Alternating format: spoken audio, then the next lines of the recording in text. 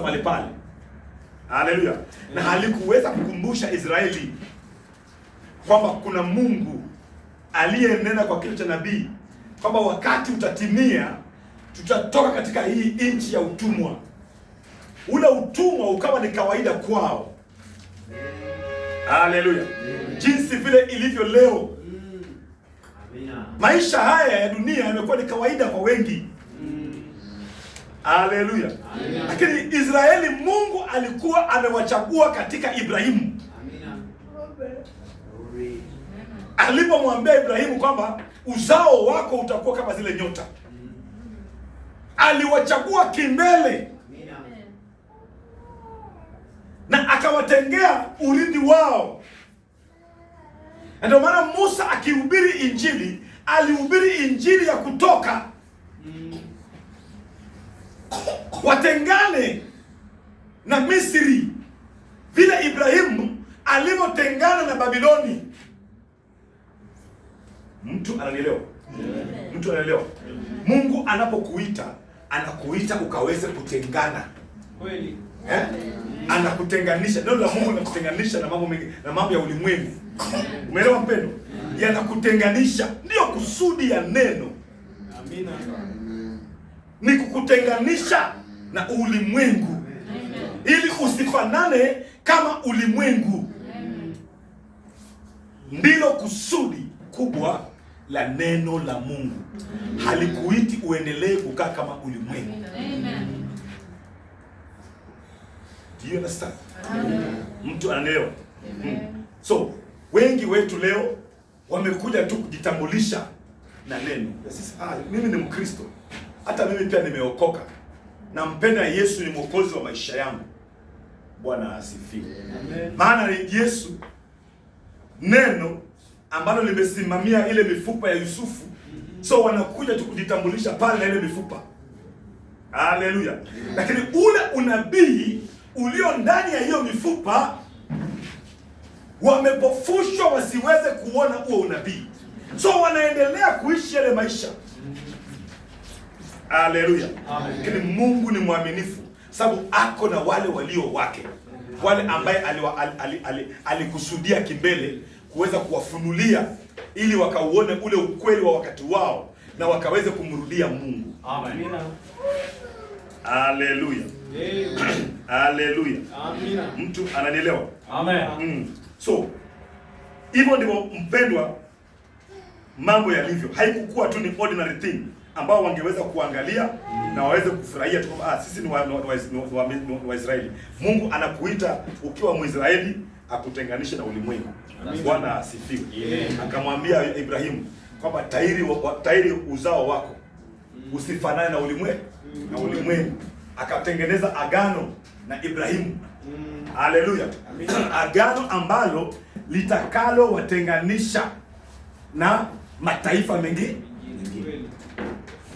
Amina. Haleluya. Agano ambalo litawatenganisha na mataifa mengine. So ni Mungu yule yule wa agano.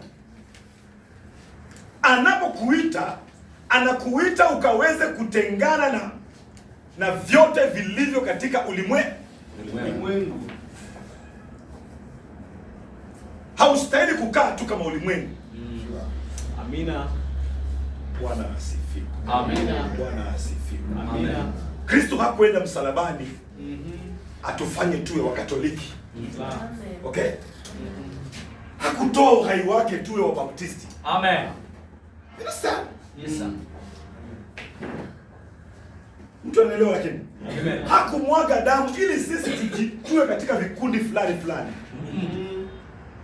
Mungu Kristo alitoa uhai wake ili akaweze kutupatanisha na neno la Mungu. Amen. Amina. So alienda msalabani ili wewe ukapatanishwe na neno. Haleluya. Na unapopatanishwa na neno, haleluya, unakuwa neno. So wakati mmoja akikuona, analiona neno la Mungu likikamilishwa ndani yako. Amina. Jinsi vile Kristo ni neno la Mungu likiwa katika mwili. Amen. Amina. Haleluya. Haleluya. Na wewe pia ni neno la Mungu. Amina. Je, si maandiko yanasema kwamba sisi ni ambassador? Amen. Sisi ni mabalozi wa Mungu, sivyo? Amen. Na tukiwa na mabalozi inamaanisha nini? Tunawakilisha mbingu hapa duniani. Haleluya.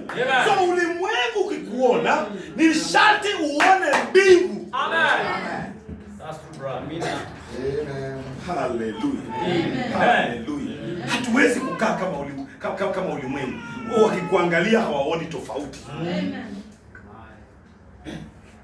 They cannot see the difference. Yes. And we say we are believers. No. Ni lazima waone tofauti. Wewe ni balozi. Na ukiwa kama balozi wa hapa Kenya,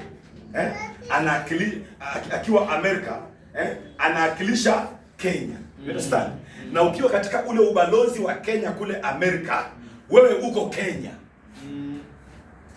Bwana asifiwe. Uko Kenya lakini katika nchi ya mbali. Amen. Amina. Do you understand? Yes. Wale walio wazee miongoni mwetu kama mimi wanaweza kumbuka wakati multi-party democracy, hii mambo ya siasa multi-party democracy ilipoanza. Na vita ikatokea, wanasiasa wakawa na windwa huku na kushoto.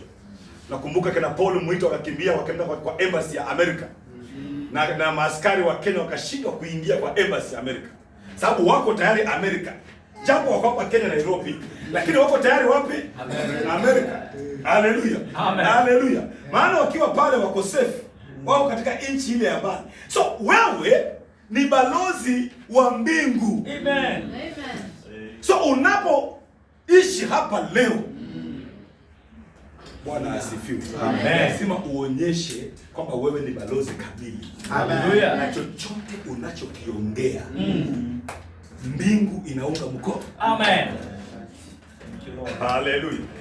Mtu ananielewa? Amen. Mtu ananielewa? So balozi wa Amerika hapa kiongea, Amerika inaunga mkono. Ni kwamba Amerika imeongea. Haleluya. Bwana asifiwe. Mtu ananielewa?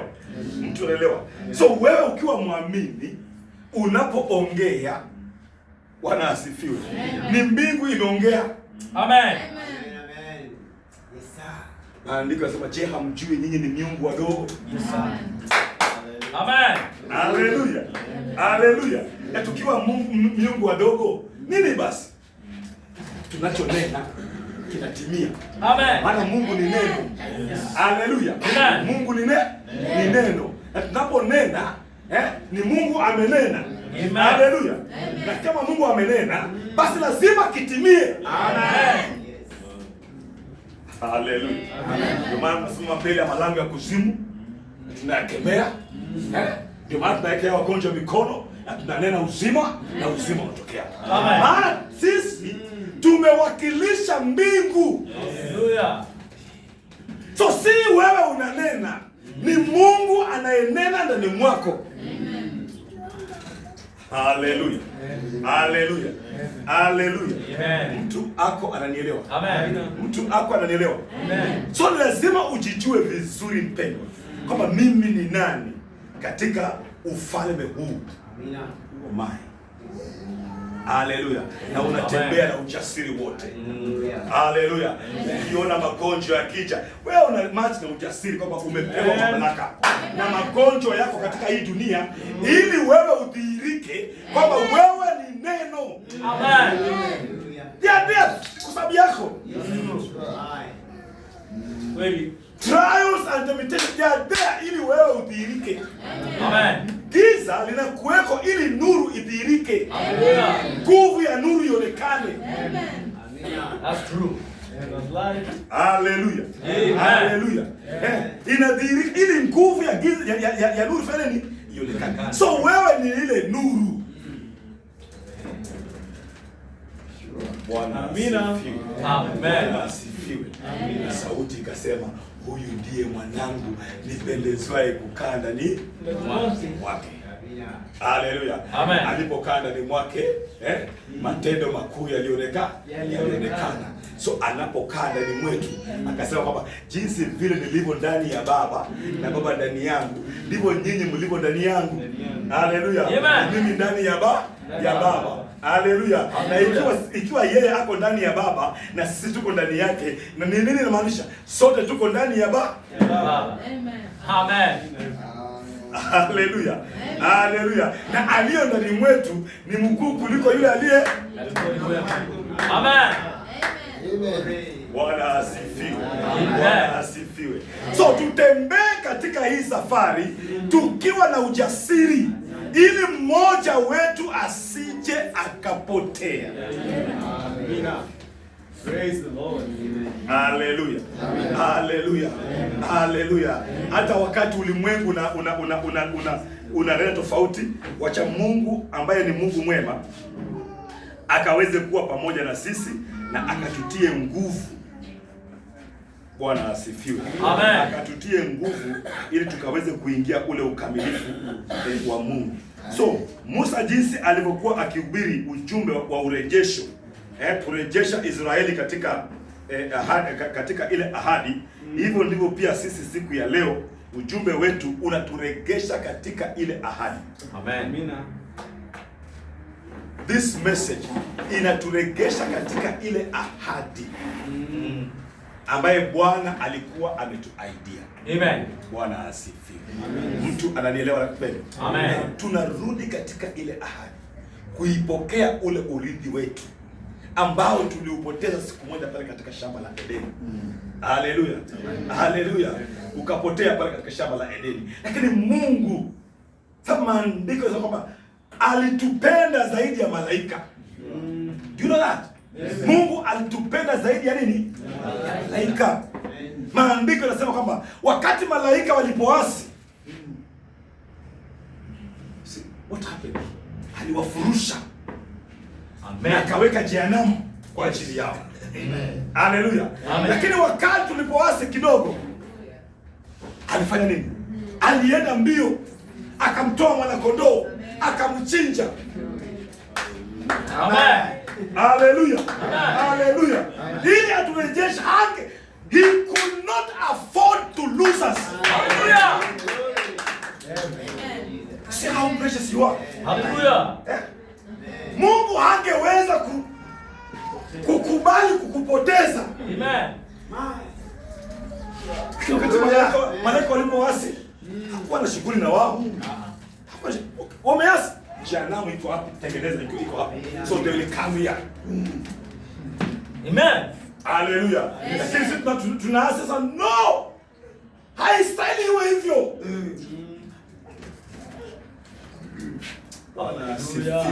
Kabla tuingie uharibifu, amemchinja mwana-kondoo. Amen. Haleluya. Amen. Amemchinja mwana-kondoo. Yes. Ametutakasa. Ameanza mpango kuturejesha. Glory to God. So wewe ni wa thamani mpendwa. Amen.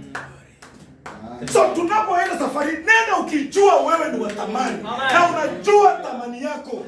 Uko na hakika na wewe mwenyewe. Amen. Hallelujah. Hallelujah. Amen. Hallelujah. Usiende tu kwa sababu watu nenda ukiwa unajijua. Unajua ukiwa unajijua, hauna shaka na mwenyewe, sio? Je, umewahi kuona dhahabu ikiwa na shaka na yeye mwenyewe? Dhahabu ifikiri mimi leo nitakuwa shaba. Dhahabu iseme leo wacha nitakuwa na thamani ya shaba. Haiwezekani. Amen. Haleluya. Haiwezekani. Inajua thamani yake. Amen. That's true. Haleluya. Na inasimama katika hiyo thamani. Inajua siwezi toshana na shaba. Amina. Glory. So nami na wewe. Amen. Lazima tujue thamani yetu. Amen. Hallelujah. Bwana wabariki sana. Amen. Ndipo tutakapoweza kuepuka ile ghadhabu ya Mungu. Bwana asifiwe. Maana tusipojua thamani yetu, basi ni rahisi kuingia ule uharibifu. Bwana asifiwe. So ni lazima ujue thamani yako. kwamba Bwana alienda msalabani ili mimi nikaweze kuokolewa, na aliniokoa kimbele, akaliandika jina langu kwa kitabu cha mwana kondoo kimbele. So mimi ni wa thamani. Hallelujah. Bwana asifiwe. Amen. Mtu ananielewa?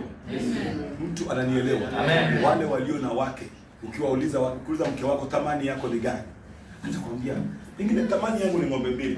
Huyu mume alitoa kwetu ng'ombe 2. So hiyo ndio thamani yangu. Thamani yangu ni ngamia 5 kwa huyu mwanaume. Thamani yangu ni ng'ombe 1 na mbuzi, ama mbuzi 30. So that woman will act exactly kulingana hiyo thamani ambayo ulilipa. You understand? Unanielewa ndugu? Sababu wewe uliona thamani yake ni ng'ombe 3, basi atafanya kazi kwa nyumba yako kwa thamani ya hiyo ng'ombe 3. Bwana asifiwe. Bwana asifiwe. Mtu ananielewa? Amen. Hebu angalia Adamu. Akamtazama Hawa. Alipomtazama Hawa, akasema huyu ni mwili wa mwili, nyama yangu, mifupa yangu. Akamfikishia hapo. Okay. Thamani yangu ni mwili. So, mwili ukiwa mdhaifu, Hawa akaanguka kwa sababu thamani yake ilikuwa ni hapo. Bwana awabariki sana. Maana hiyo ndio thamani ambaye Adamu alitoa kwa ajili ya Hawa. Akautoa tu mwili wake na mifupa yake. Tosha. Bwana awabariki sana. Amina. Mtu ananielewa? Amen. Abrahamu akakuja. Abrahamu alipokuja akasema sawa, thamani yako ni imani yangu. Akasongeza imani. Hallelujah. So yule ambaye Adamu alimpea mwili, ndio wewe unaitwa mwanadamu, kwa sababu Adamu alifanya nini? Alikupatia mwili. Okay? Ukaitwa mwanadamu, uzao wa Adamu. Sababu ya huo mwili ukaitwa uzao wa Adamu. Ibrahimu akupatia imani, ukaitwa wewe sasa ni mzao wa Ibrahimu kwa imani. Bwana asifiwe. Na tena bado ukaanguka. Sababu imani peke yake haitoshi. Mwili wa Adamu peke yake hautoshi. Imani peke yake Ibrahimu haitoshi. Bwana wetu Yesu Kristo akaenda msalabani, akachubuliwa. Haleluya. Damu ikatiririka. Haleluya. Pale msalabani akamkomboa, akamtoa mke wake, akasema si mwili wa mwili wangu, bali ni roho ya roho yangu. Haleluya. Na akiwa roho wa Yesu Kristo hawezi kuanguka. Hangeweza kudunisha. Haleluya. Kwa hivyo alikupenda zaidi ya ng'ombe. Akakupenda zaidi ya mwili. So he gave his life for you. You understand? What your husband cannot give. That's right. Praise the Lord.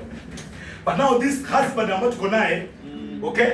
Alipeana uhai wake kwa ajili yetu. Amen. So he loved us. Katika kile kiwango cha uhai wake. Na akachukua roho wake akakaa ndani mwetu. Amina. You understand? Ili tusiweze kufanya nini? Kuanguka. So mpendo, ni lazima ujue thamani yako. So ikiwa thamani yako ni Kristo Yesu, Amina. Basi lazima utosheleze hiyo na wala usiangalie nyuma. Vile dhahabu haiwezi kuwa shaba. Wala haiwezi kubali thamani ya shaba.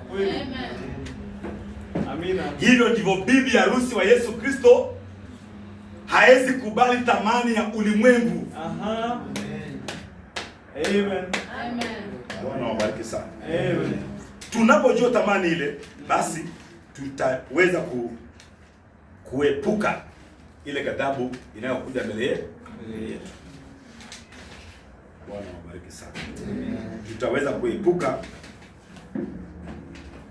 ile thamani ambayo ile ghadhabu iliyo mbele yetu. Maana wale walioanguka katika ile safari ambaye Paulo anazidi anaongelea ni kwa sababu hawakujijua. Hawakumjua Mungu wao. Okay? Hawakujua uwezo uliokuwa ndani ya Mungu wao. Hata Mungu alipokuwa anatenda mambo makuu katikati yao, hawakuweza kuyaona. Okay? Mungu anawavusha kwa bahari ya Shamu. Hilo halikuweza kuwashtua. Likawa kawaida. Walipokuwa wanakula mikate kutoka mbinguni, ikaonekana ni kawaida tu. Bwana asifiwe. Halikuweza kuwatosheleza, maana hawao wenyewe hawakujijua wala hawakujua thamani yao. Laiti wangejua thamani yao, basi wote wangeingia katika ile raha ya Mungu. Haleluya. Lakini hawakujua thamani yao, sasa wakaweza kuondoka, kuanguka kutoka ile ahadi ambayo Mungu alikuwa amewaekea. Bwana awabariki sana. So ni vizuri mpendwa, ujue kwamba Mungu ni mkuu, na anapokupea thamani ni wewe uilinde hiyo thamani yako ili ikaweze kufaidi pale mwisho. Bwana awabariki sana. Amina. So ukijua thamani ya Mungu wako, unakuwa na hakika na yeye. Understand? Unakuwa na hakika na yeye na wala hakuna kitu kinachoweza kukuyumbisha. Mungu akiwa amekuchagua, atakuwajibikia. Atasimama na wewe hadi mwisho. Amen. Na wala hakuna changamoto ama hali yote itakayokuja katika maisha yako, isimkute yeye kwanza. Bwana asifiwe. Ndio maana tunaona maandiko neno likituambia kwamba aliwaongoza Israeli kwa mwale wa moto. Bwana asifiwe. Akawaongoza kwa ule mwale wa moto. Amina. Na walipovuka katika ile bahari ya Shamu, bahari ya Jordan, wakiingia katika hiyo nchi, ule mwale wa moto ukachukua umbo. Amina. Haleluya. Haleluya. Ukachukua umbo la malaika na ukasimama mbele ya Yoshua. Mwambia sasa nimekuja. Mimi jemedari wa vita. Bwana asifiwe. Amina. So wale ambao walikuwa wakiuona sasa hawakuona, walihitaji ufunuo zaidi. Sasa Yoshua pekee yake akauona. Haleluya. Amen. Bwana asifiwe. Mimi sasa nimeshuka. Alikuwa pale juu, sasa ameshuka. Amen. Ili awe jemedari wa vita. Amina. Haleluya. Haleluya. Aongoze Israeli kuangusha ule ukuta. Maana katikati ya ule ukuta, haleluya, bibi harusi wa Yesu Kristo alikuwa mahali pa. Na ilikuwa ni lazima akombolewe. Amen. Amen. Haleluya. Rahabu alikuwa mahali pale. Haleluya. Naye alikuwa ni bibi harusi wa Yesu Kristo. Na alikuwa amezungukwa na ukuta. Amina. Amesongwa na maisha ya Jericho. Haleluya. Haleluya. Na alijua kwamba Yoshua peke yake hangeweza kumkomboa Rahabu. Haleluya. Alihitaji zaidi. Alihitaji yeye mwenyewe ashuke ndipo amkomboe Rahabu. Haleluya. Haleluya. Akatoka katika ile umbo la mwale wa moto na akashuka, akachukua mwili, akamwambia Yoshua, niko hapa, ni mimi jemedari wa vita wa mbinguni. Amen. Na nimekuja kukuongoza kuweza kumkomboa Rahabu. Amen. Haleluya. Haleluya. Utachukua tarumbeta, na mtazunguka ule ukuta. Haleluya. Haleluya. Ule ukuta unamaanisha maisha ya ulimwengu ambayo alikuwa amemzunguka Rahabu, na alikuwa anahitaji tarumbeta ili akaweze kuanguka. Na wakati walipokuwa wakizunguka wakipiga tarumbeta, hiyo lugha ya tarumbeta, yule bibi harusi aliyekuwa katikati aliweza kuielewa. She understood the language. That's true. Wakizunguka wakipiga tarumbeta, ndio basi siku yangu imefika ya ukombozi. Ndio nilikuwa nangojea. Akazunguka mara ya kwanza, mara ya pili, mara ya tatu, katika kila rika. Rahabu akiwa malipaka, basi huu ndio wakati wangu. Bwana umenikumbuka. Niko hapa nisiangamie na huu ulimwengu.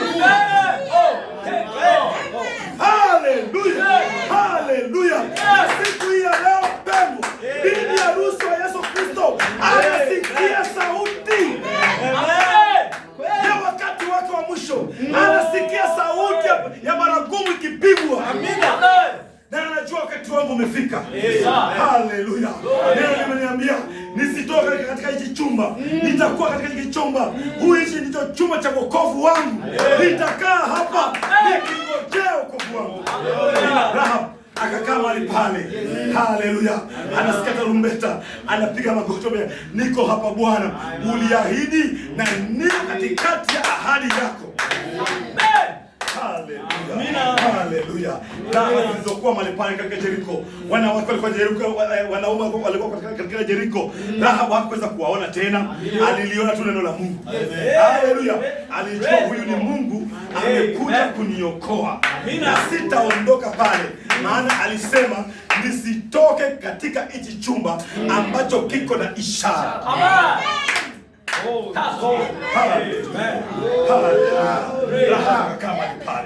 Haleluya.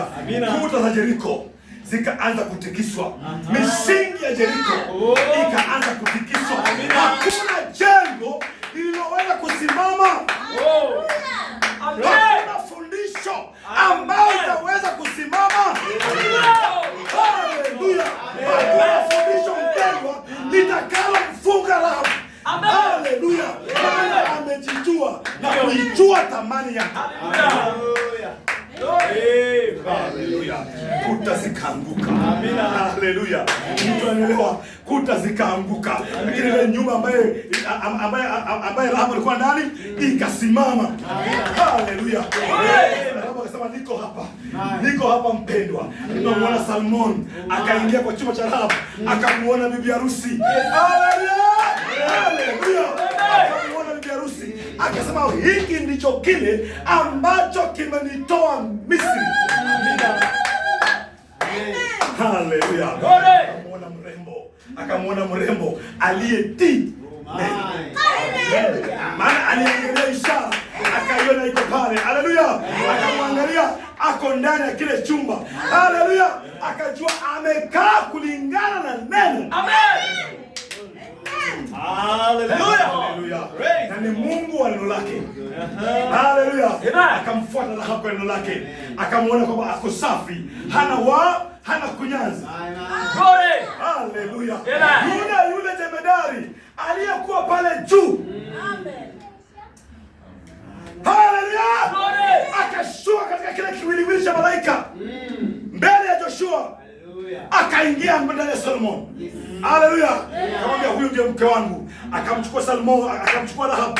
Haleluya. Akamfanya mke wake. Haleluya. Mtu anaelewa. Akamfanya kuwa mke wake. Lakini Rahab akajua hiyo haitoshi. Haiwezi kunihesabia urithi katika taifa la Israeli. Nahitaji ile mbegu. Amina. Amen. Haleluya. Haleluya. Akajipeana kwa Salmon. Amen.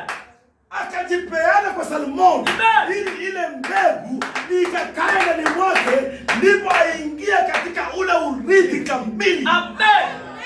Wa Israeli.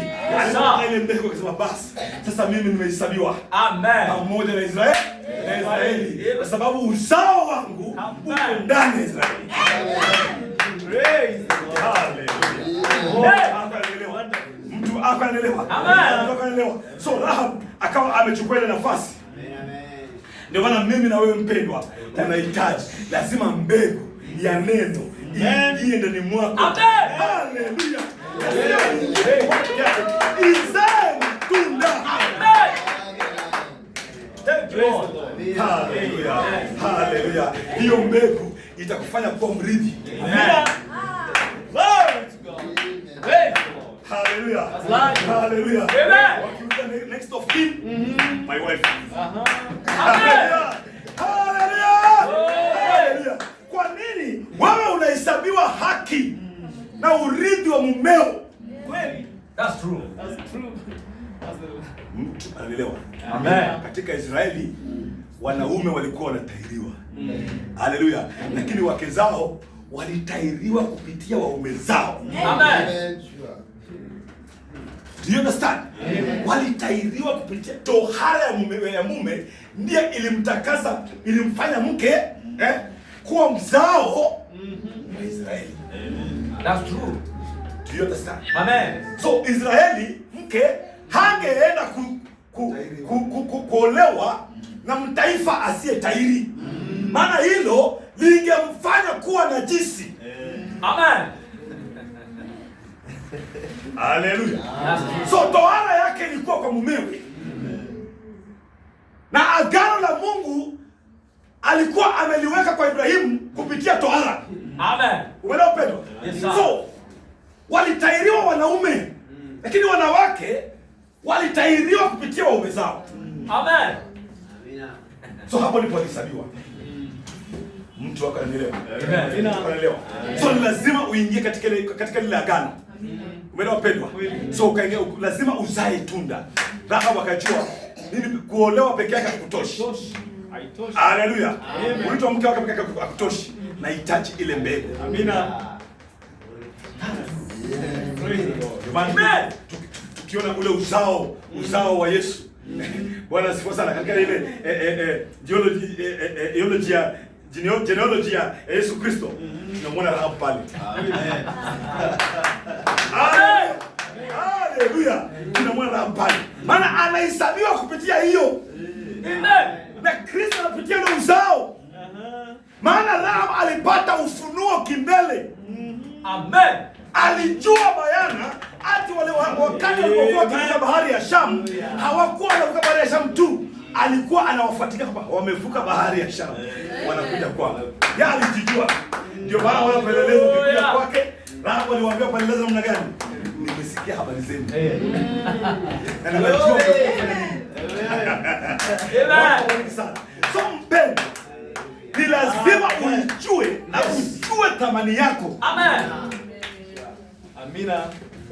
Amen. Ndipo utaepuka ile ghadhabu ya Mungu. Amen. Kama hauwezi kujua thamani yako, hauwezi kuepuka ghadhabu ya Mungu. Maana utaishi tu kiholela, kisha kalabakala. Maana haujui thamani yako. Kweli. Amina. Bwana asifiwe. Bwana asifiwe. Mtu ananielewa. Ujua thamani yako, utakuwa mwangalifu. Hebu mwangalie Danieli. Danieli kwa sababu alijua thamani yake katika ujana wake. Maandiko yanatuambia kwamba nini? Hakudhubutu kujinajisi na chakula cha mfalme. Kwa nini? Alijua yeye ni nani. Maandiko yakisema kwamba hakudhubutu kujinajisi. Ni kwamba nini? Alijua yeye ni safi. Maana kilicho safi ndio hakiwezi kunajisika. Bwana asifiwe. Hiyo ni Kiswahili, ndio? Amen. Kichafu kikipata uchafu zaidi hakuna shida. Bwana abariki sana. Amen. Lakini kilicho safi ndicho kinachoingia uchafu. So Danieli alijua vizuri kwamba mimi ni safi, mimi ni mteule. Amen. Thank you Jesus. Glory. Hallelujah. Amen. Na alijua vile vinavyofaa kuingia ndani mwake. Amen. Hangeweza kujinajisi. Alijua hii nikiingia hapa itaniletea uchafu. Hiki nikifanya nikaletea uchafu. So anakuwa mwangalifu. Bwana wabariki sana. Amen. Akaambia ndugu zake, hii itatuletea shida. Lakini walipochaguliwa vijana walichaguliwa wote walikuwa ni Israeli. Lakini hawa wanne walijijua. Amen. Bwana wabariki sana. Amen. Na waka mioyoni mwao kwamba hatutajitia unajisi. Hallelujah. Tutabaki jinsi vile tulivyo. Amen. Na wewe mpendwa, siku ya leo, je, unajua wewe ni taifa teule? Amina. Hallelujah. You are a royal priesthood. Umeteuliwa. Hallelujah. Ukachaguliwa kwa sababu ya utukufu wa Mungu. Amen. So ni lazima uwe mwangalifu na vitu vinavyoweza kuja kunajisi nafsi yako. Amina. Amina. Bwana wabariki sana. Amen. Lazima uwe mwangalifu. Usijiwachilie tu katika mambo ya ulimwengu. Unaishi kama ulimwengu, uongee kama ulimwengu, ushiriki mambo ya kiulimwengu. Mpendwa, siku haziko. So ni lazima tuwe uangalifu ili tusije tukaikosa ile raha iliyo mbele yetu. Amen. Hallelujah. Hallelujah. Mtu ananielewa? Amen. Mtu ananielewa? Amen. Danieli akasema hapana. Utatupatia tu mbegu, tutakula ndeni. Chakula cha mfalme wachana nacho. Bwana wabariki sana. Amen. Bwana wabariki sana. Amen. Alionekana kama wazimu. Marafiki zake wakasema, wewe umekataa kukula hizi. Hebu angalia. Tunakaa katika hii top layer, tunakula hii, tunakula ile. Amen. Tumepata kibali machoni pa mfalme. Chunga huyo mfalme ambaye amepata kibali machoni pake. Amen. Bwana wabariki sana. Amina. Chungana huyo mfalme ulipata kibali machoni pake. Walijua jambo moja, unapozidi kukula chakula cha mfalme hautapata ule ufunuo wa neno la Mungu. That's true. Hallelujah. Hallelujah. Na mfalme alikuwa anataka ufunuo. Amen. So alijua kama hawezi kupata ufunuo. Ndio maana akajua tukikula hili neno na kushiriki hili neno, Mungu wa hili neno anatusaidia kufunuliwa mambo makuu yaliyo zaidi. That's true. Bwana wabariki sana. Amen. So ni lazima mpendwa, tutengane na ulimwengu tunapoenda safari hii ili ghadhabu ya Mungu isiweze kutufikia. Amen. Maandiko yanasema watu wangu wanapotea kwa kukosa maarifa. Si ndio? Wanapotea kufanya nini? Kukosa maarifa.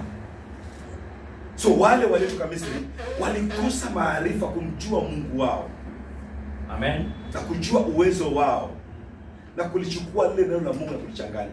Wao walifurahia tu kuitwa kwamba ni kusanyiko la Musa. Kama leo watu wanafurahia kuitwa kwamba sisi we are message believers. Tunaamini ujumbe wakati huu wa mwisho. Lakini hilo kuamini ujumbe wakati wa mwisho halitoshi. Ni lazima huo ujumbe ufanyike maisha. Hallelujah. Hallelujah. Amen. Unaweza quote zote za nabii. Okay?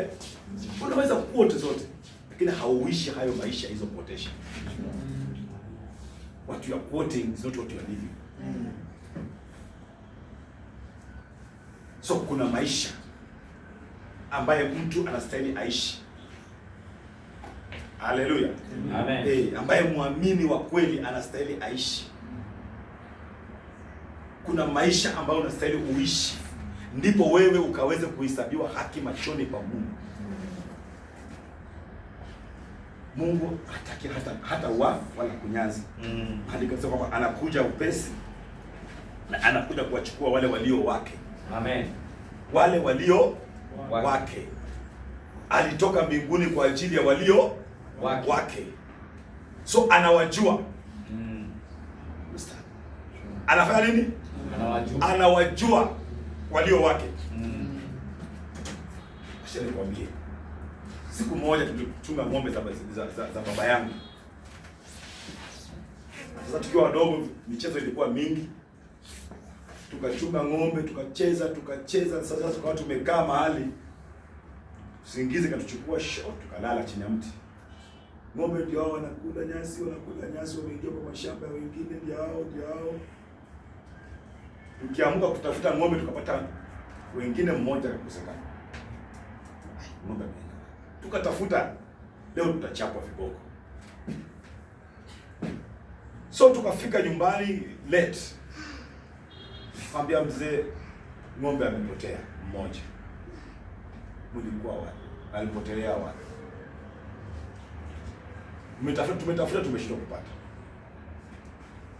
Mzee akatoka kutafuta ng'ombe. Bwana wabariki sana. So tukienda kutafuta yule ng'ombe na mzee, tulipita ng'ombe wengine. Kile hawakuwa wetu. So hatukuwa na shughuli na wao. Maana yule ambaye tunamtafuta tunamjua. Tumekuwa na yeye kwa zizi, kwa boma. So tunatafuta kile ambacho tunakijua. Ili tukiregeshe mahali kinastahili kukua. Bwana wabariki sana. Bwana wabariki sana. So Kristo akikuja alikuja kutafuta walio wake. Kwa hivyo anawajua. Amen. Bwana wabariki sana. Amen. Anafanya nini? Anawajua walio wake. Ndio maana anasema kwamba kondoo wangu sauti yangu. Bwana asifiwe. Wajirani hawezi sauti ile, si ndio? Hawezi sikia. Mtu anaelewa? Wajirani hawezi sikia sauti. Lakini walio wake wanasikia. Bwana wabariki sana. So tukapata yule ng'ombe akiwa amekwama ndani ya matope ya mto. Sasa anajaribu kung'ang'ana, anapozidi kung'ang'ana hivyo anazidi kuingia ndani ya matope. Tukampata pale. So mzee akachukua jukumu la kuingia ndani ya maji. Ile matope. Kaingia ndani. Matope kamfika kwa kiuno. Sisi mashangazi huyu mzee akatazama kwa hii matope na lakini akasema lazima nitatoa huyu ng'ombe. Kafunga kamba, funga upande hii kamba. Akaita vijana wa mabarubaru. Akaita vijana wa mabarubaru wakuja. Sema azali kuvuruta naye hapo na ile tope. Sasa wanavuruta naye anasukuma. Ameshika kwa sukuma. Mpaka yule ng'ombe akatoka. Ng'ombe akiwa amejaa matope na mzee pia amejaa matope na uchafu yote ya pale mtoni pia amejawa, lakini amempata ng'ombe wake. Bwana wabariki sana. Ndio maana maandiko yanatuambia kwamba alikuja Kristo, aliwacha vyote vya mbinguni. Yes. Akakuja hapa duniani. Akajifanya kana kwamba akafanyika mwenye dhambi. Yule ambaye hakuwa mwenye dhambi. Bwana wabariki sana. Unanielewa? Na akamchukua ile ng'ombe wake na kwenda naye nyumbani. Kumwangalia, kumkagua kama ameumia mahali pengine popote pale. Bwana asifiwe. Hakujali vile alikuwa amechafuka. Mtu ananielewa. Mtu hapo ananielewa. Kila alikuwa amejali kimoja. Amempata ng'ombe wake aliyekuwa amepotea. Amen. Bwana asifiwe. Amen. Mtu ananielewa mpendwa. Hallelujah. So alijua wale amekuja kuwatafuta. Hao ndiye aliyewafia pale msalabani. Amen. Bwana wabariki sana. Amen. Hao ndiye aliyewafia pale msalabani. Wale walio wake ndio waliyemtuma ile gharama ya kwenda pale msalabani. Bwana wabariki sana. Kwa hivyo aliwajua kimbele. Na akasema nitaenda kuwaokoa. Akatuona tukiwa tunagaagaa katika ile dhambi. Na akasema nitashuka pale niweze kuwatoa katika ile dhambi. Haijalishi wamekaa kwa muda gani. Kinachoonyesha kimoja kwamba nitawatoa pale. Bwana wabariki sana. Amen. Mtu ananielewa. Amen. Mtu wako ananielewa. Amen. Hebu tazama ile hadithi ya yule mwana mpotevu.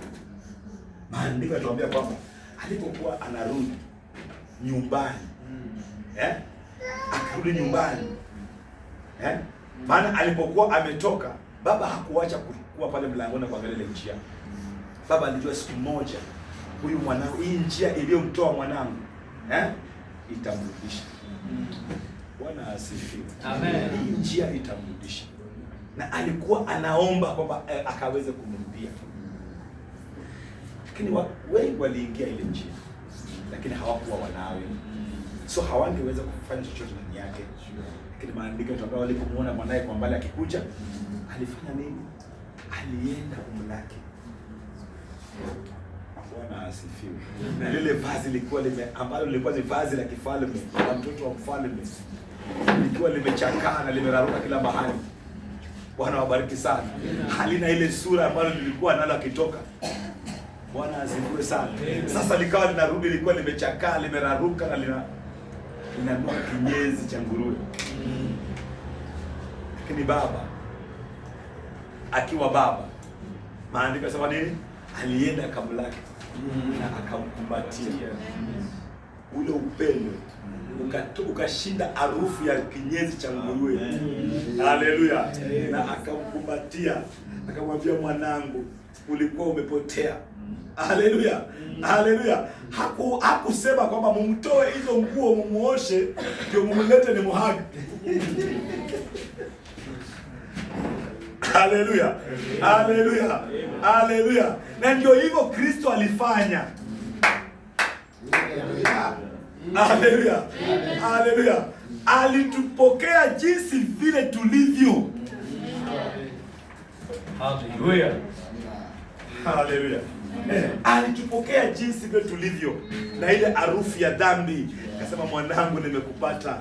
Alijua jinsi ya kuosha. Haleluya. Mtu anaelewa. Ndio maana wakati huu wa leo maandiko yanasema ni mtesi wetu anazidi kutushtaki. Amen. Nakumbuka vile alimshtaki yule, vile alimshtaki Joshua kuhani. Akamleta mbele za Mungu, na akasema kwamba huyu, hebu angalia, amevaa mavazi yaliyo machafu. Na Mungu akamwambia, hapana, hiki ni kenga cha moto. Haleluya. Ni kenga kilichojaribiwa, kimepitia majaribu mengi. So hata anapoonekana katika hiyo njia ni mwanangu tu. Ameshinda majaribu. Amina. Haleluya. So japo tunapitia majaribu mengi, yasitufanye tukatoka ile focus ya safari ambaye Bwana ametutoa ndani, ya safari ambayo tulimo ndani, kwa mahali ambapo Bwana ametutoa na kwa lile lengo ambalo Bwana alikuwa nalo ndani mwetu, kuturidhisha ule ufalme wake. Amen. That's true. Haleluya. Utapitia majaribu mengi. Israeli walipitia majaribu mengi. Kulikuweko na jangwa ambao walikuwa lazima walipitie ndani. Amen. Lakini tazama mpendwa, Musa akihubiri injili katika Misri, hakuongea kuhusu jangwa. Amen. Aliongea kuhusu asali na maziwa. Akaongea kuhusu maziwa. Haleluya. Hakuhubiri kwamba kuna jangwa. So ni kitu ambacho walikutana nacho katikati ya safari, na kikawashtua wengi, maana Mungu ilikuwa ni lazima awajaribu. Kweli. Amina. Mtu anaelewa? Amina. Amen. So hata unapopitia majaribu yakikuja katika maisha yako kama dhoruba, yasiweze kukuyumbisha. Amina. Haleluya. Usiyumbe kwa sababu ya majaribu. Wewe angalia lengo ambalo limekuweka pale. Just be focused. Haleluya. Usione majaribu. Sisi mwanga nampenda kuambia wapendwa, majaribu ni chakula cha washindi. Cha washindi. You understand? Hicho ndicho chakula chetu. Huwezi kuwa mshindi bila majaribu. Kweli. Ni lazima ujaribiwe. Amen. Hello. Amen. Unajua ulimwengu anaimaga kwa Yesu kuna raha. Ndio? Kwa Yesu kuna raha. So yanapokuja majaribu anasema, ai hapana. Lakini muamini anajua yeye ni mshindani. Okay? Na akiwa ni mshindani au kwa uwanja wa kushindana wa majaribu au katika darasa la majaribio, na mtoto aingiaye katika darasa la majaribio akilia, huyo tayari ameshindwa kabla hajaanza. Bwana asifiwe. Lakini sisi ni washindi, maana Kristo alitushindia kimbele. Bwana asifiwe. So tunaingia kwa darasa la majaribu tukiwa washindi. Bwana asifiwe. Amina. Mtu ananielewa? So usiogope kuingia katika uwanja wowote wa majaribio kama muamini. Amina. Praise the Lord. Amen. Bwana wabariki sana. Amen. Hata umwambie Bwana, nijaribu nipime kama nimetosha. Kweli. Okay. Amina. Nijaribu. Amina. Try me. Hallelujah. Bwana asifiwe. Amen. Ili nione kama nimetosha. Mtu ananielewa? Amina. Lakini usiogope kuingia katika uwanja wa majaribu. Oh, praise the Lord. Huo ndio uwanja wa ushindi. Amina. Hapo ndipo washindi wanapatikana. Amina. Amen. Haleluya. Amen. Haleluya. Hapo ndipo tunazalisha washindi. Washindi. Bwana asifiwe. Lakini unapoogopa kuingia katika majaribu, sasa wewe hauwezi kuitwa mshindi. Amina. That's life. So majaribu hata yanapokuja ni jinsi gani mpendo? Majaribu ndio chakula cha washindi. Amina. Haleluya. Ndio chakula cha washindi. So wewe kula chakula ukiwa na ujasiri kwamba hii ni chakula yangu.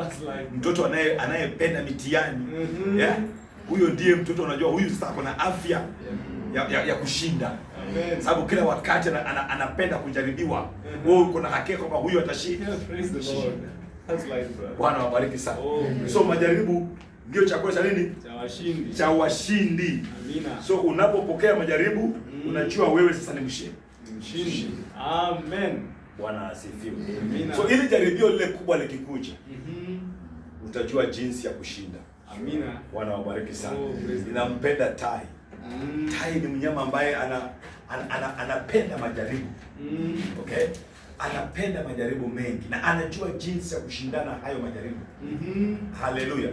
Haleluya. Nimeona wakati mmoja kunguru akijaribu kupigana na tai. Haleluya. Na kunguru anajua jinsi ya kuweza kupigana na tai. Kuna kunguru anapanda juu ya mgongo wa tai na anaanza kudona kile kichwa cha tai. Anajua tai hazipinduka namna hii. Akipinduka hivi, kunguru anadona hivi. So naye tai anajua huyu ni kunguru. Unajua uzuri wa tai, anajua huyu ni kunguru. Ile ni jaribio dogo sana kwangu. Bwana wabariki sana. Naye tai anajua ni nini? Ni kunguru. So anajua huyu kunguru, wewe ndio na kichwa, sina shida. Lakini najua dawa yako. Bwana asifiwe sana. Najua hauwezi enda yale masafa mimi naenda. So tai anazidi kupaa. Kunguru anadona, naye tai anazidi kwenda juu. Kwenda juu. Anajua nitafika mahali ambapo wewe hauwezi kupumua. So anapoenda juu zaidi, yule kunguru anakosa hewa. Bwana asifiwe. Anakosa nini? Anakosa hewa. Anambia okay, umenipea jaribu, acha nikupatie jaribio pia wewe. Anaenda naye juu zaidi, akifika pale juu, sasa hewa imebadilika ambayo kunguru hawezi kustahimili. Akiangalia kule chini, basi mimi nimekwisha. So anaanza kupigana na wasiwasi ndani yake, anawacha kile kichwa cha nani? Cha tai. Bwana asifiwe.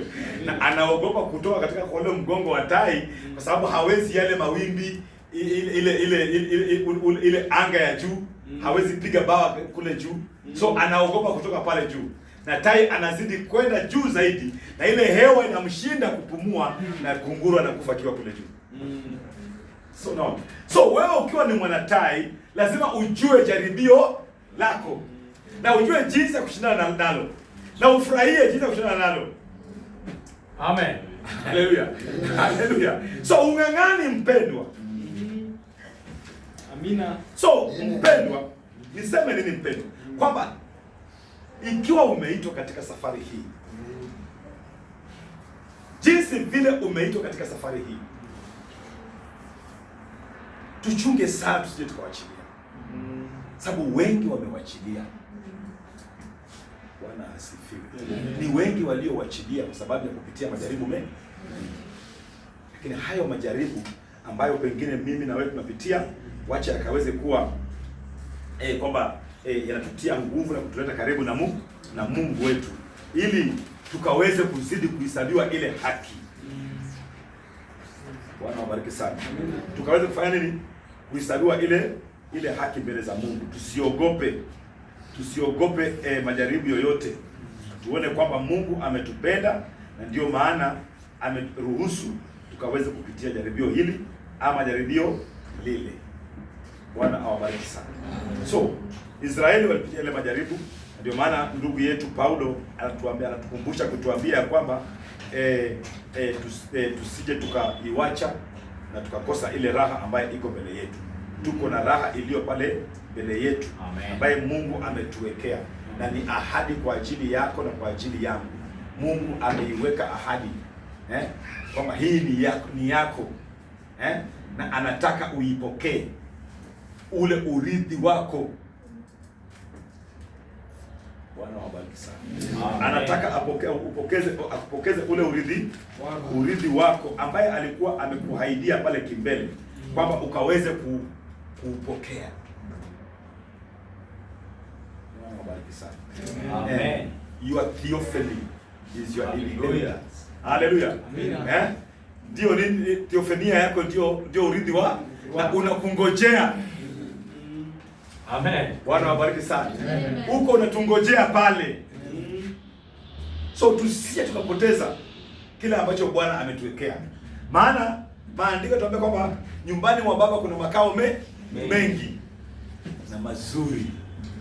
Ni nchi iliyo nzuri. Haleluya. Ni nchi iliyo nzuri. So wewe lenga hiyo. Wewe lenga hiyo, maana wewe ni mshindi. Wewe lenga hiyo uiweze kuipokea hiyo nchi ya urithi wako. Bwana wabariki sana. Amen. Mtu hapa ananielewa? Sasa usiogope kuipokea ile nchi ya urithi wako. Ni Mungu ni mwaminifu na anatupenda. So wakati wowote hata dhoruba inapovuma, wewe usiogope. Simama tu imara. Shindana nayo. Shindana nayo. Usije ukawachilia imani kwa sababu ya mambo unayoyaona kwa macho yako. Bwana asifiwe sana. Ukiona mambo kwa macho yanaweza kutia uoga. Okay? Lakini yasikufanye ukatoka katika ile imani, bali yakutie nguvu ya kuweza kuendelea kusimama. Amen. Haijalishi uko wapi, wewe simama katika ile imani iliyo ya kweli na ukaweze kudhihirisha yule Mungu ambaye umekuwa ukimwamini. Hebu muangalie Yusufu. Hata alipokuwa katika gereza, hilo halikuweza kusababisha, zile kuta za gereza hazingeweza kusababisha Yusufu kukosa imani. Alizidi kumtumainia Mungu. Hata yale malango yaliyokuwa pale, malango ya chuma yakiwa yako mbele yake, Yusufu alijua kuna Mungu aliye zaidi ya hizi kuta, aliye zaidi ya haya malango. Haijalishi nimekaa katikati ya hizi kuta za gereza, haijalishi unapitia majaribu aina gani, lakini kuna Mungu. Amina. Haleluya. Yule Mungu aliyeangusha zile kuta za Jericho ndiye Mungu ambaye unamwamini leo. Ndiye Mungu unayestahili kumtumainia katika hilo jaribio lako. Ataliangusha. Ataliweka chini ya miguu yako. Yusufu akiangalia zile kuta akajua kwamba hata hizi kuta, hata zikiwa kiasi gani, urefu wake ni kiasi gani, malango yake ni makubwa kiasi gani, lakini najua jambo moja, kuna Mungu aliye hai. Amen. Haleluya.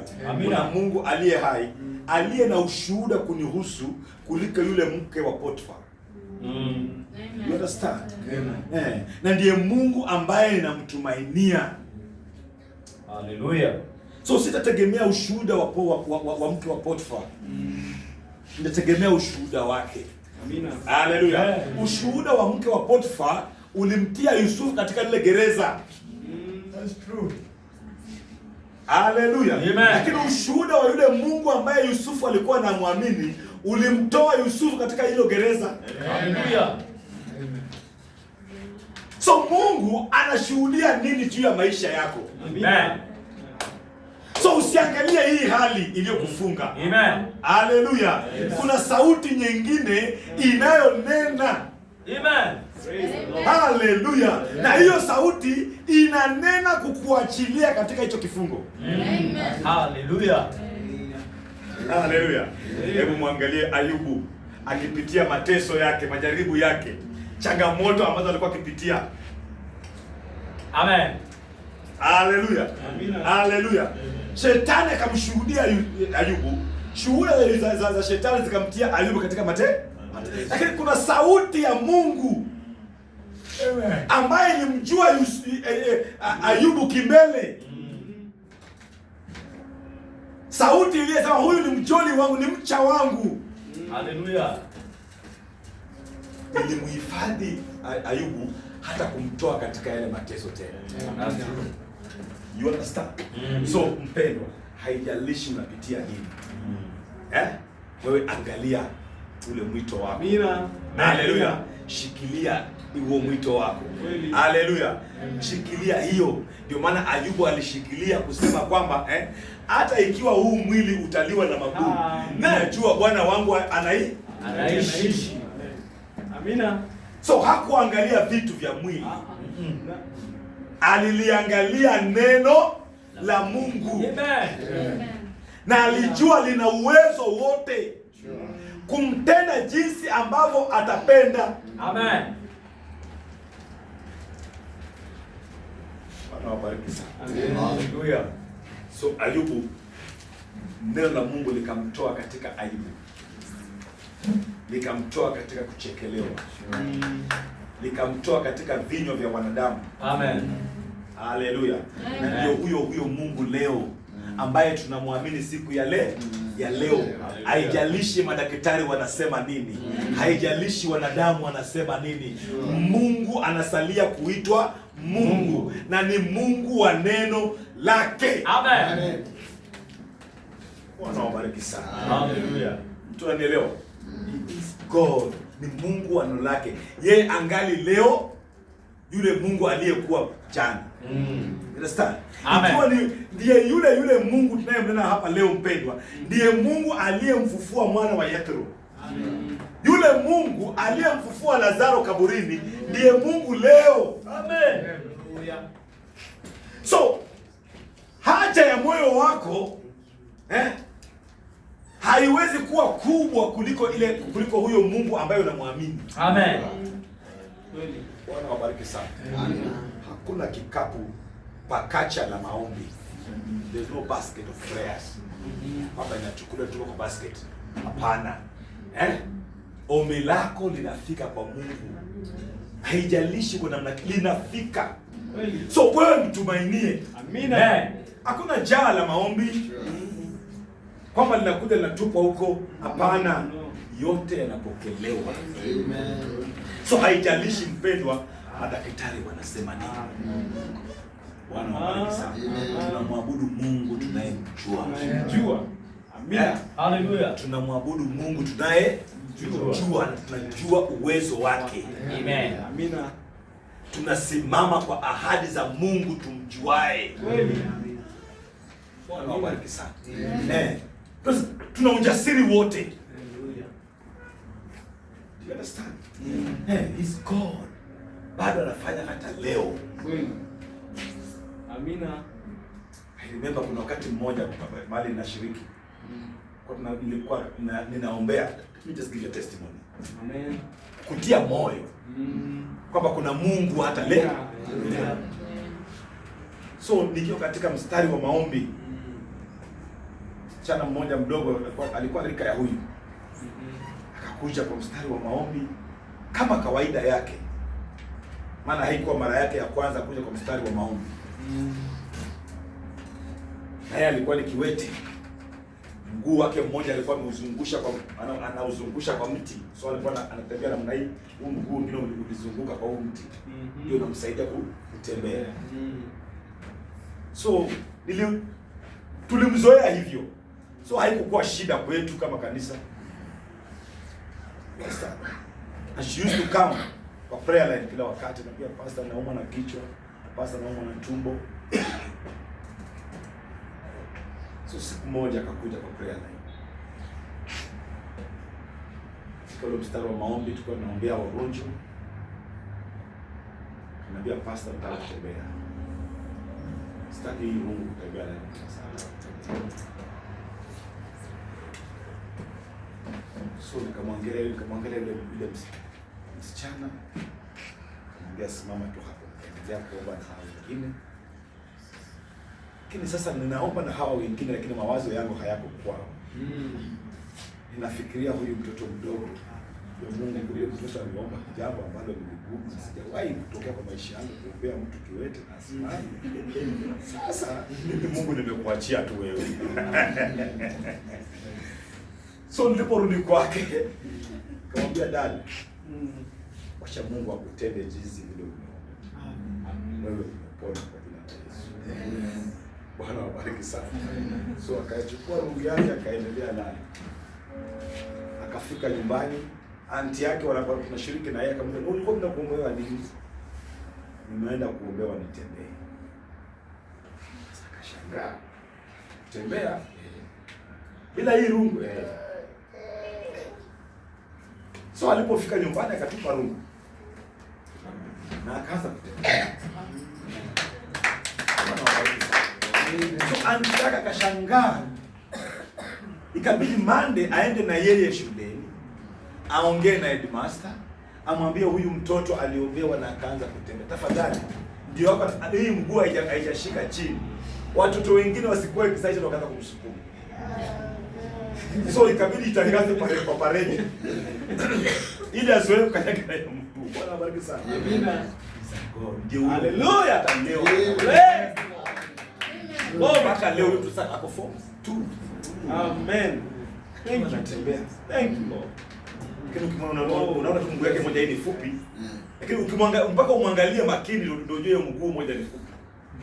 So Mungu akiponya anaponya. Amen. Amen.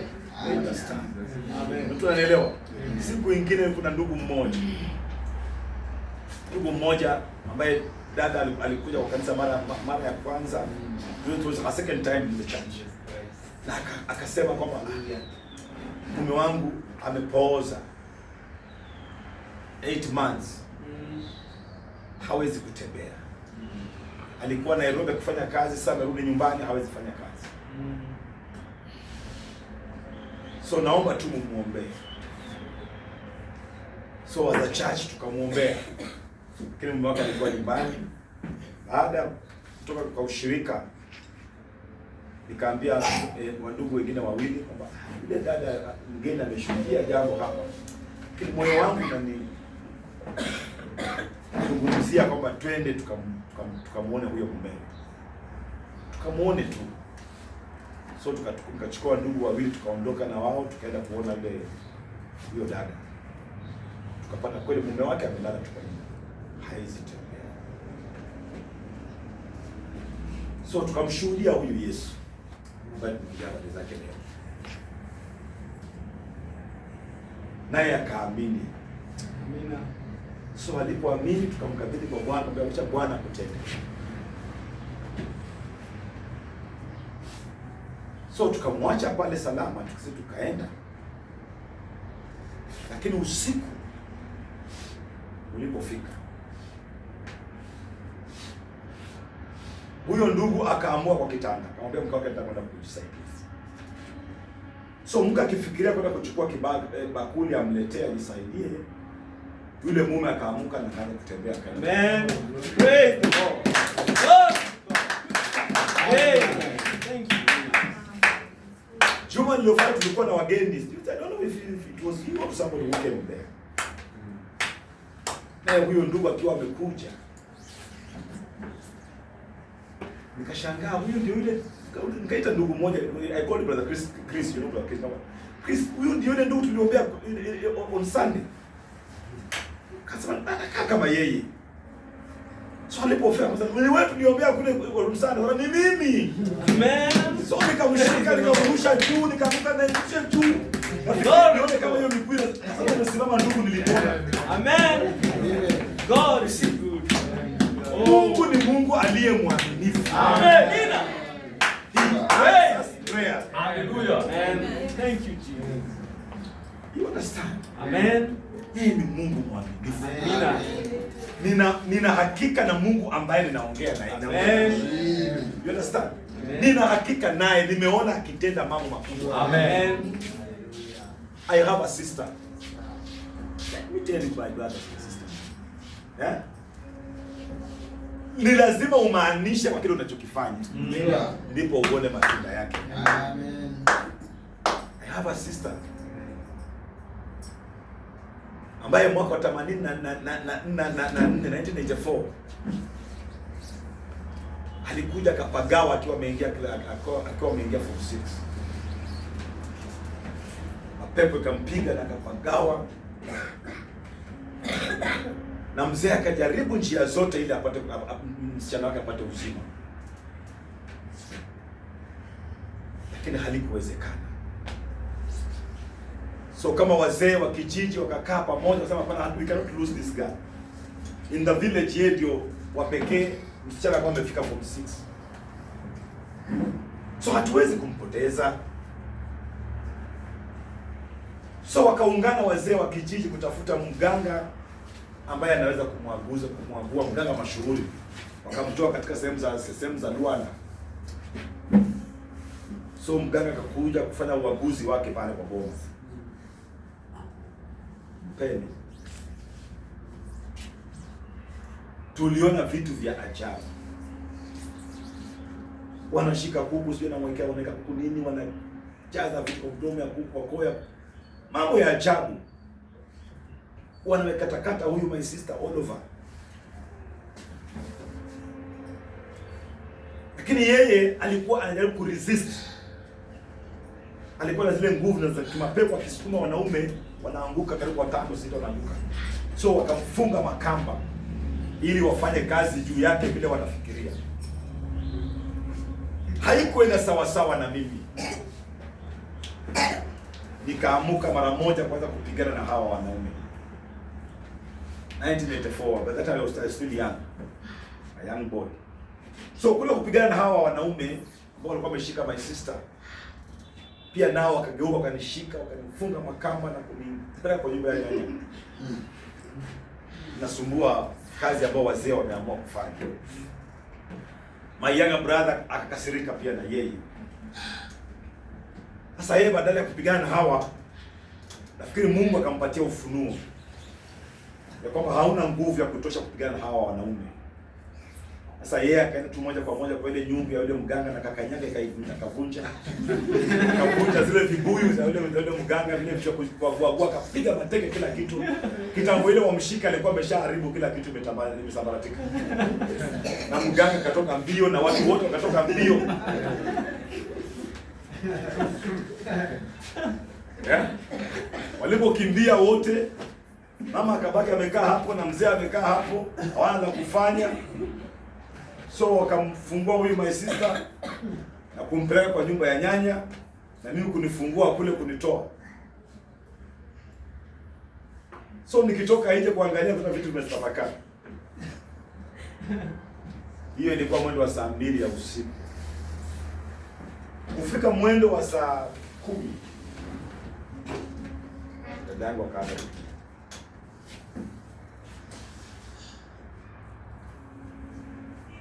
nduru zikaanza kupigwa kwa boma. Unajua wale wanapiga nduru. Nduru ikapigwa kabisa kwa boma. Boma ikajaa nduru, watu wakajaa kila mahali. Lakini la ajabu hakuna one of our family member ambaye alikuwa ndani. Mzee amekaa pale amenyamaza, mama amekaa pale amenyamaza, kila mtu amenyamaza, na zile vigae vya ile nyumba viko pale na kila kitu kiko pale, zile kuku zilikuwa zimechinjwa zingali tu pale chini. So watu wakasema, unaona ile kitu walitaka sasa wamefanya nini? Wameipata. Walivunja viungo vya mganga, sasa wamepata kifo. Mwendo wa saa 4 hakukuwa na mamocha siku hizo kwa kwetu. Wakanituma niende kwa ujomba kuambia wajomba kwamba my sister ameaga. So nikatoka nikiwa naenda, nikaanza vita na Mungu. Mwana kupigana vita na Mungu. Yeah. Sasa nikaanza vita na Mungu. Kaambia Mungu, mimi nilikuwa natetea ili wewe uinuliwe. Mbona umeniwacha ukaniaibisha? Does it mean huyu mganga alikuwa anafaa kukuliko? Ndiye alikuwa suluhisho kukuliko? Mbona umewacha ikakuwa jinsi vile imekuwa? So nikaenda nikigombana na Mungu, na pia Mungu mambo mazito nikienda pia Mungu haistahili kwa hivyo. Umefanya makosa. Amen. Tulijua wewe unaweza kuponya huyu. Amen. So nikagombana, nikafika kwa ujomba kupo na magari kwa mguu nikienda. Nikamwambia wajomba wakakuja mbio kwa boma cha. Mwendo wa saa 12:30 nikasikia sauti ikiniambia kuna jamaa mmoja ambaye alikuwa anataka kuja kutuombea. Yeye alikuwa wao wa kanisa ya roho Israeli wanavaa makanzu. Sasa nikatoka mbio nikaenda kwake. Njomo. Niko najua kijana huyo mzee. Njomo.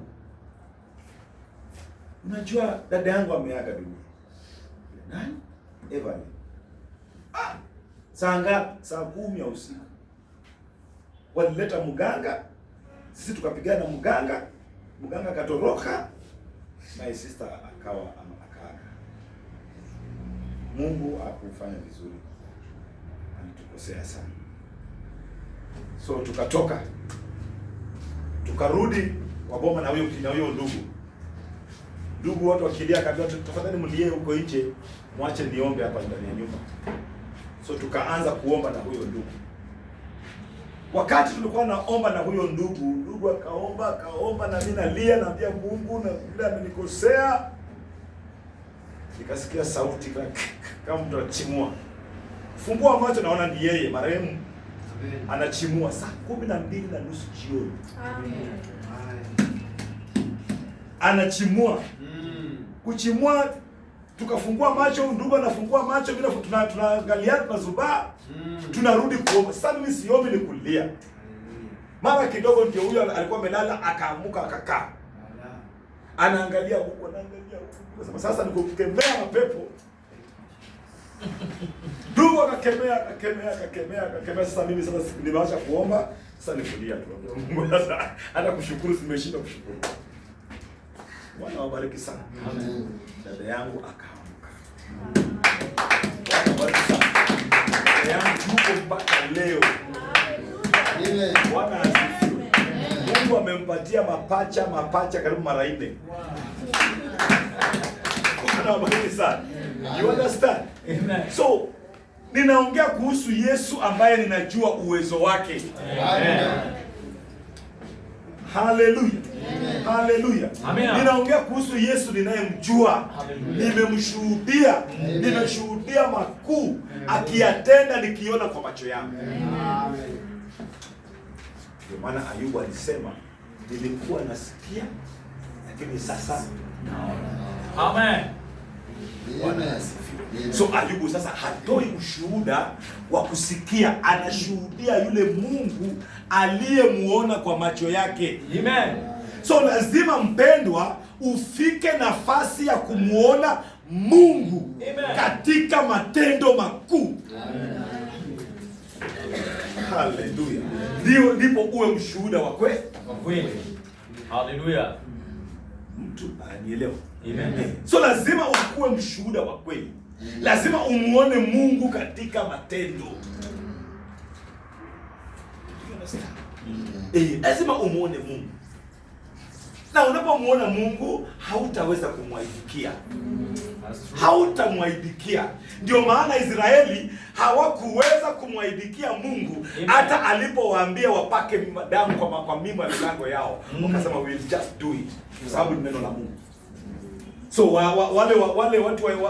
wale wa Misri wanashangaa, hawa jamaa wanapaka damu kwa mimo ya milango, wao wanasema tunatimiza neno.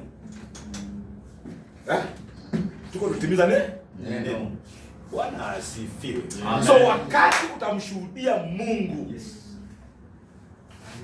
hautaweza kumwaibikia. Amen. Hallelujah. Utatenda kila jambo ambalo anakuagiza kulitenda. Amen. Bwana mbariki sana. Amen. So mpendwa, haijalishi ni dhoruba aina gani unapitia, linalojalisha ni neno la Mungu. Amen.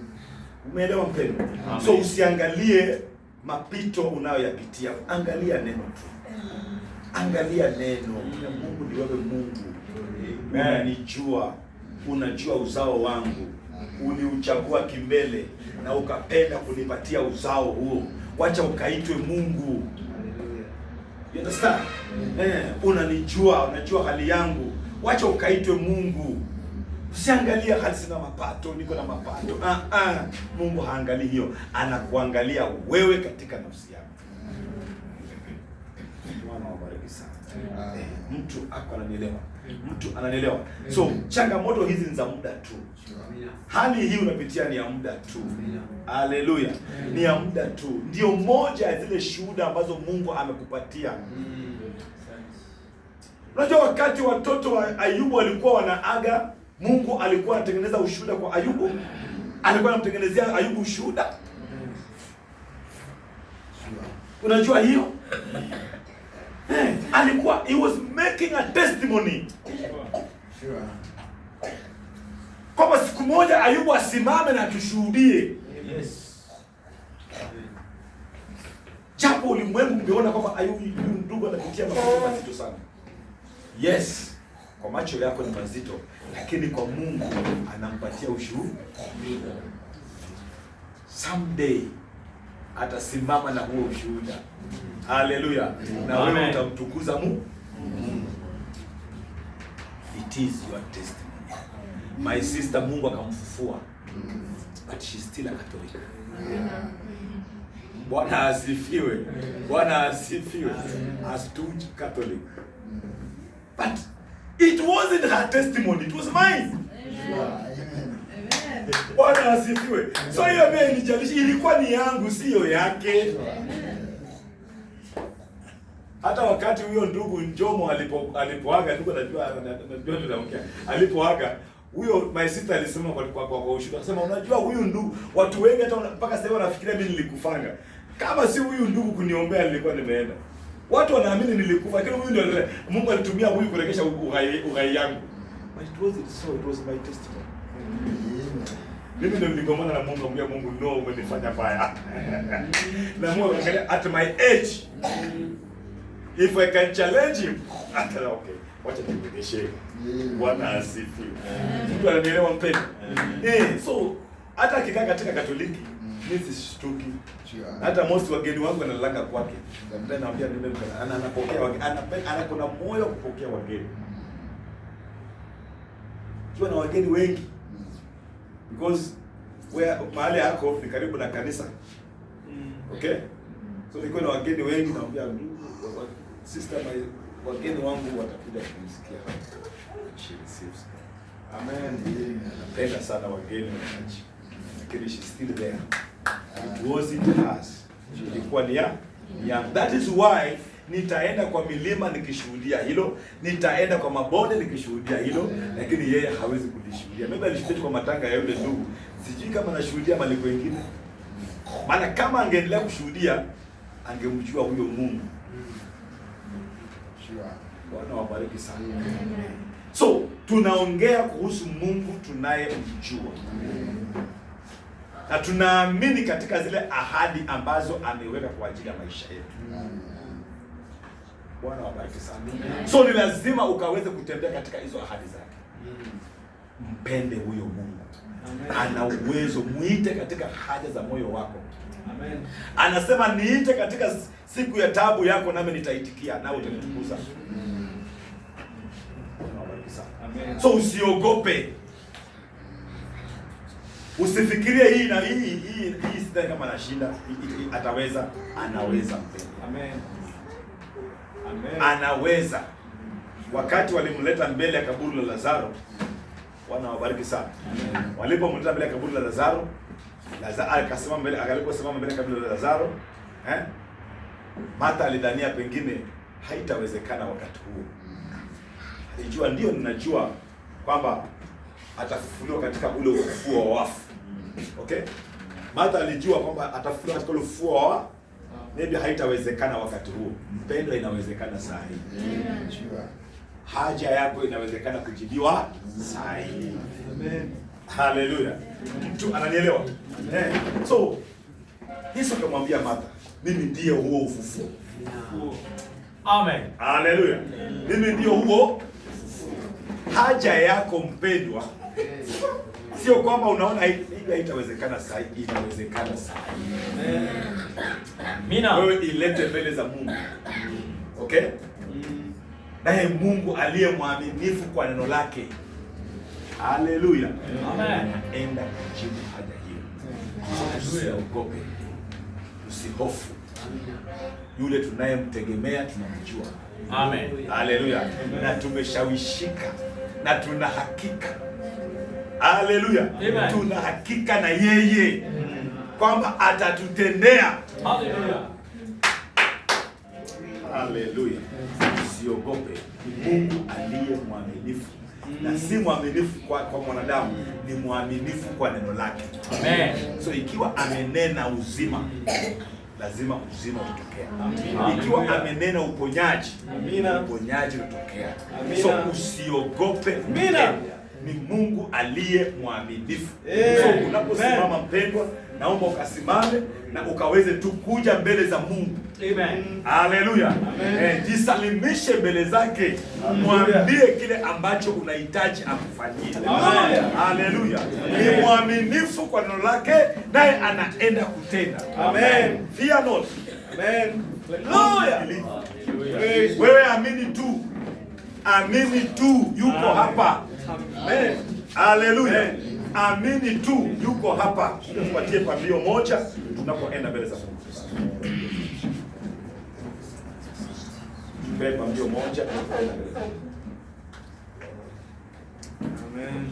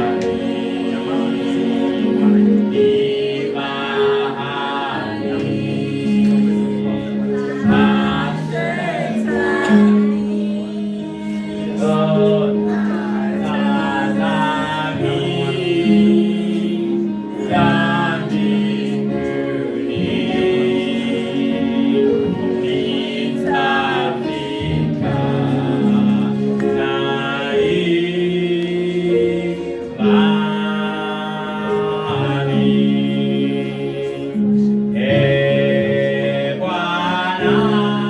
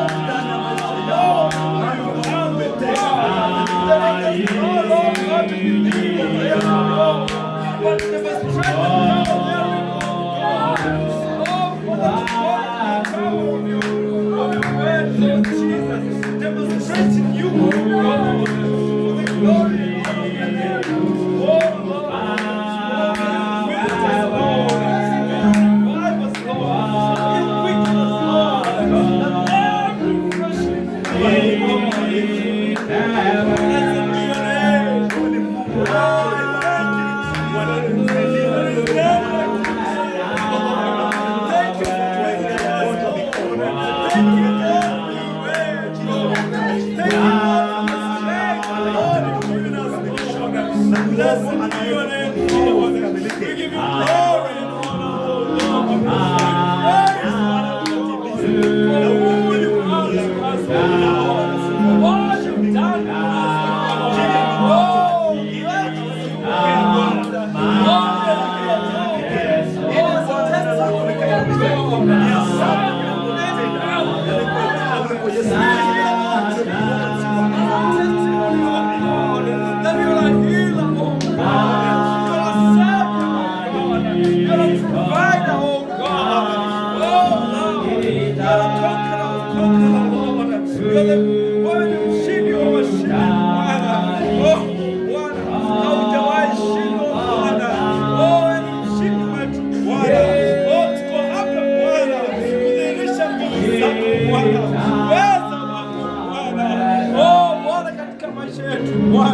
Yako wewe unabadilisha Bwana. Winuliwe Bwana, upewe sifa na utukufu Bwana. Husika Bwana katika maisha yetu ya kila siku Bwana. Husika Bwana katika matendo yetu Bwana. Husika Bwana katika mienendo yetu Bwana.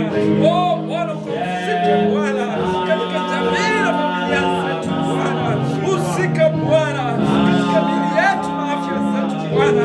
Ukahusike Bwana kulingana na neno lako Bwana. Husika Bwana. Be involved, oh God. In our families, Lord. For the Lord. In our salvation, Lord God.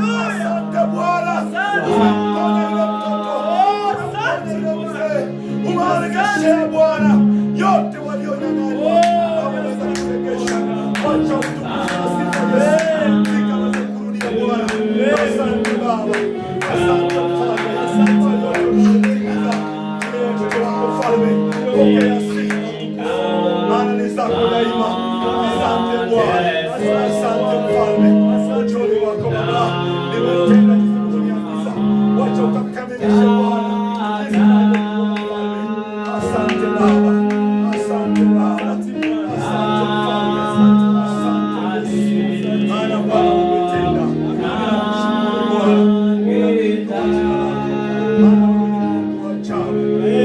mfalme wa kipekee. Tumekuja kwako Bwana na mahitaji yetu. Wacha Yesu atimize, ukatende Yesu Kristo, ili wanao wakaione ile furaha itokayo pale Kalvari kwa ajili ya maisha yao. Asante Bwana, asante mfalme wa falme, asante Yesu Kristo, asante Bwana, asante mfalme kwa yote unayoyatimiza katikati yetu. Wacha ukaitwe Mungu, ukaitwe jawabu letu, ukaitwe kimbilio letu, ukaitwe mshindi wetu. Ninakushukuru mfalme kwa yote unayoyatenda miongoni mwetu. Baba, nasema ni asante. Wewe ni jawabu la wakati wa siku zote mfalme. Wacha utukufu na sifa zikaweze kurudia. Asante Bwana, asante mfalme. Thank you. You are worthy, Lord. You are worthy to be praised. You are worthy, King of glory. You are worthy, Lord. You are worthy, Lord. You are worthy. Asante. Asante Bwana.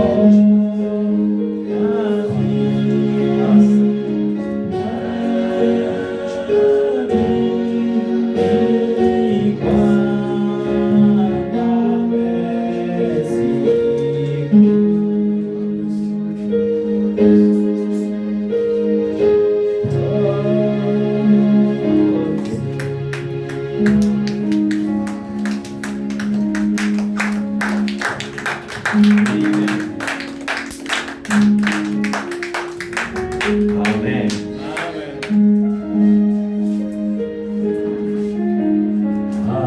Ametenda maajabu na siwezi kueleza, siwezi kueleza,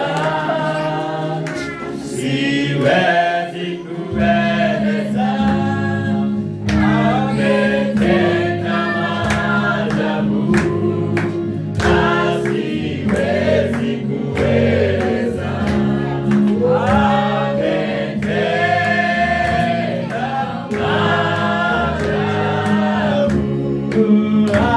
Ametenda maajabu na siwezi kueleza. Mimi siwezi kueleza, siwezi kueleza. Ametenda maajabu na siwezi kueleza. Ametenda maajabu, amefanya miujiza na siwezi kueleza, siwezi kueleza, siwezi kueleza. Ametenda maajabu na siwezi kueleza. Ametenda maajabu, amenipa amani na siwezi kueleza. Mimi siwezi kueleza, siwezi kueleza.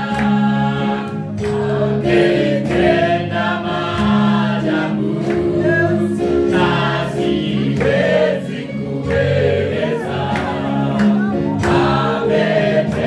Ametenda maajabu, ametenda maajabu na siwezi kueleza, siwezi kueleza, siwezi kueleza. Ametenda maajabu na siwezi kueleza. Ametenda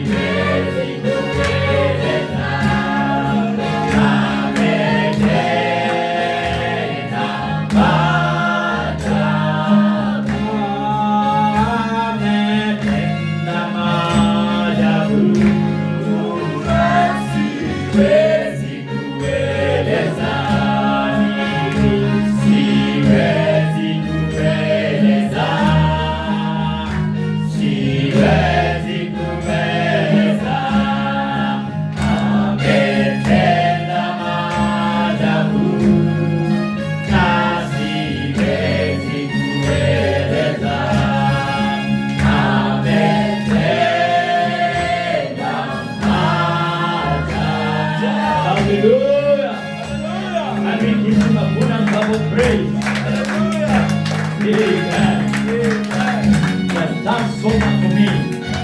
I cannot tell it all. Hallelujah. And He's still continuing doing, and will continue doing until I'm perfected.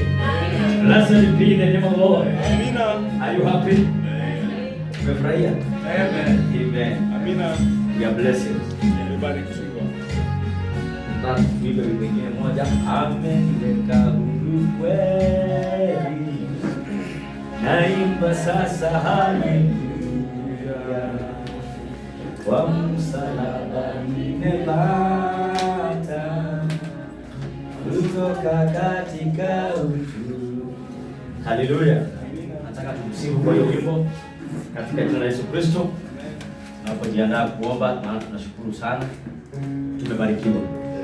So our pastor is so much blessed. God bless you richly. Na tunakutuma na salamu zetu. Tunapoenda kanisa la Benga, kupatia salamu nyingi sana za kutoka kanisa la Nyomoko hapa Thika. Amen. Tumebarikiwa. Kila mtu amebarikiwa. Amen. We are serving a living God. Amen. Our God is not dead. Our God is alive. Amen. Nataka tusifu kwa hii wimbo. Amen. Because He has come to set us free. And na yule mwana ameweka huru hapo huru kabisa. Bwana asifiwe sana. So you are free and you are free indeed. Amen. Ameniweka huru kweli. Naimba sasa haleluya. Kwa msalaba nimepata kutoka katika utu. Nimeokoka na furahi. Haleluya. Na dhambi zangu zimetoka. Nataka kumtumikia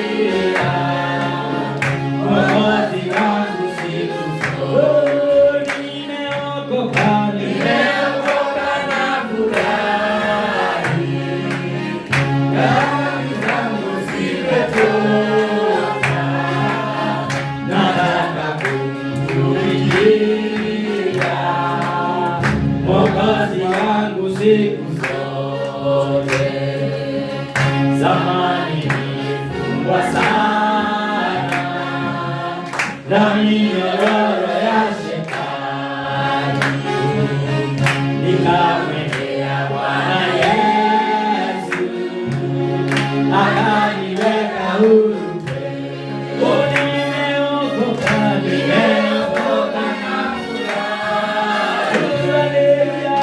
Na dhambi zangu zimetoka.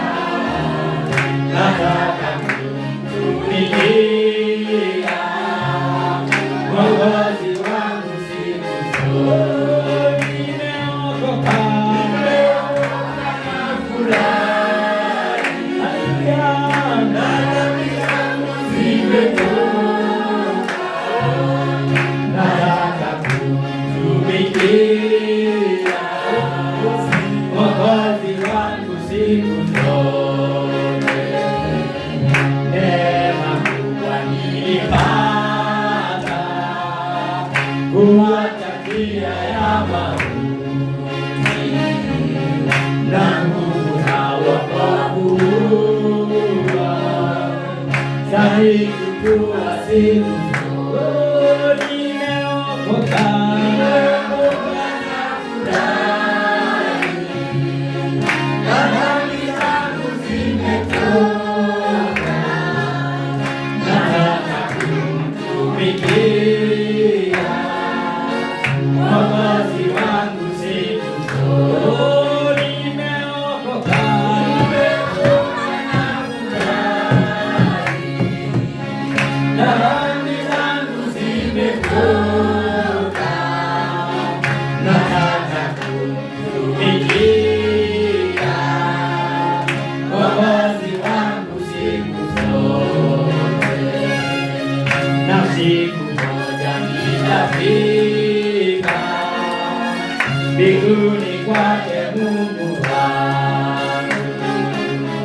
milele nitamhimidi na kumwimbia kwa shukrani. Nimeokoka, haleluya, dhambi zangu zimetuka,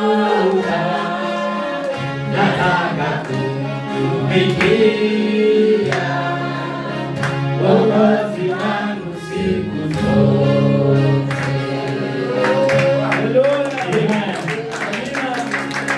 Haleluya.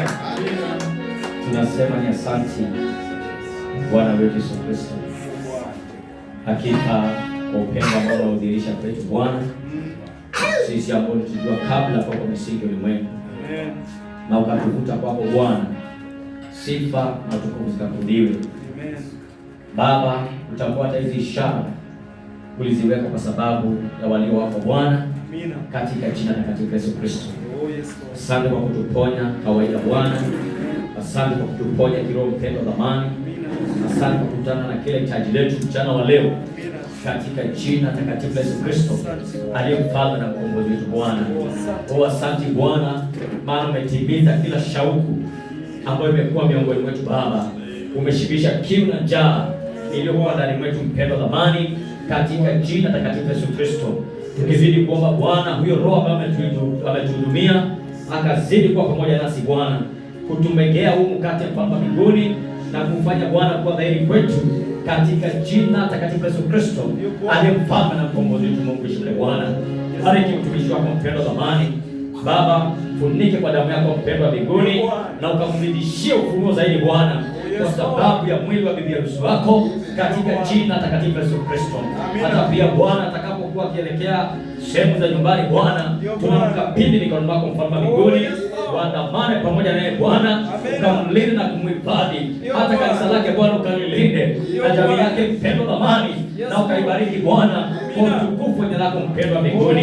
Baba, tunapotoka mahali hapa mfalme wa mbinguni, tunashuhudia Bwana umekuwa pamoja nasi. Sifa na utukufu zikakurudia mpendo dhamani. Andamana na kila ndugu mfalme wa mbinguni, andamana na kila dada mpendo dhamani Bwana, katika jina takatifu la Yesu Kristo.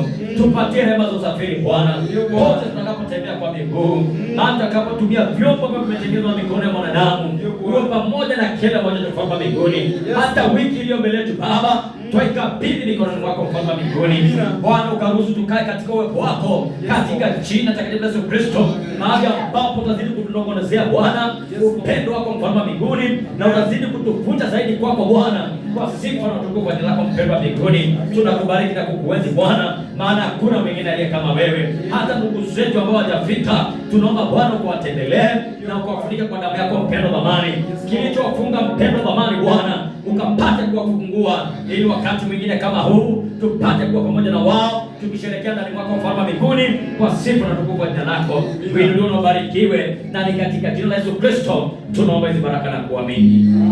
Amen. Can we give him hand clap of praise? Amen. Amen. Tuketi tuko kidogo, pengine tunaweza pale chini, lakini ni jambo tu kidogo kuhusu crusade. Kuna crusade nisema na ibada